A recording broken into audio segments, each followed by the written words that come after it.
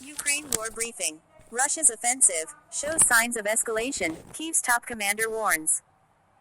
Oleksandr Syrskyi says North Korean troops are preparing to join combat alongside Russians as EU foreign policy chief pledges unwavering support for Ukraine. What we know on day 991. Ukraine faces increasing difficulties in its fight against Moscow's invasion, the country's top military commander, Colonel Gen Oleksandr Syrskyi, said on Saturday, as Russian forces advance and North Korean troops prepare to join the Kremlin's campaign. Writing on Facebook, Syrskyi said he told the head of the U.S. European Command, General Christopher Cavoli, the situation remains challenging and shows signs of escalation.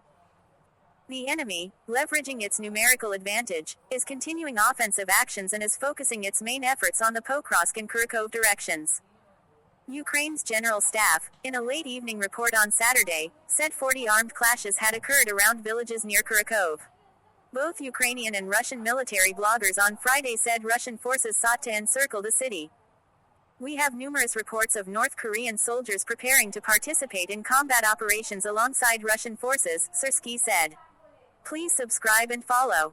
The EU foreign policy chief, Josep Borrell, has pledged unwavering support for Ukraine in Kyiv on Saturday.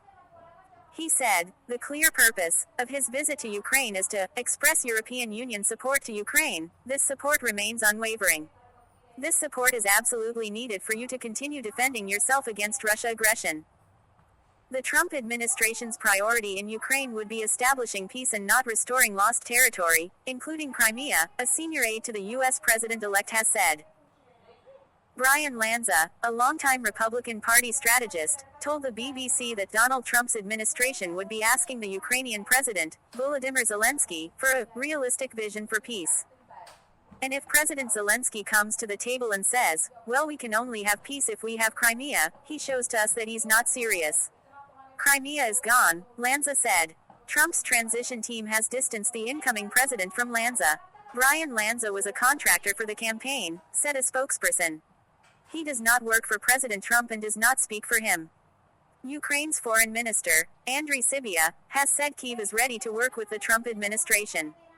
Remember that President Zelensky was one of the first world leaders to greet President Trump, Sybiha told reporters. It was a sincere conversation and an exchange of thoughts regarding further cooperation. Also during the telephone conversation, further steps to establish communication between teams were discussed and this work has also begun. Therefore, we are open for further cooperation and I'm sure that a unified goal of reaching just peace unites all of us.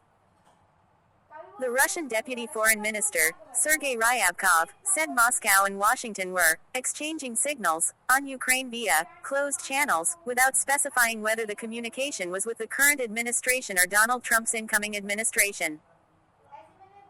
Russia is ready to listen to Trump's proposals on Ukraine provided these were ideas on how to move forward in the area of settlement, and not in the area of further pumping the Kyiv regime with all kinds of aid, Ryabkov said on Saturday in an interview with Russian state news agency Interfax.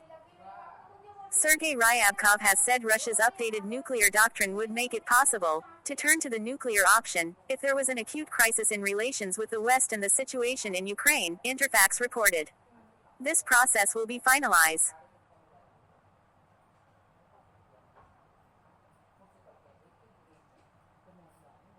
Ukraine war briefing.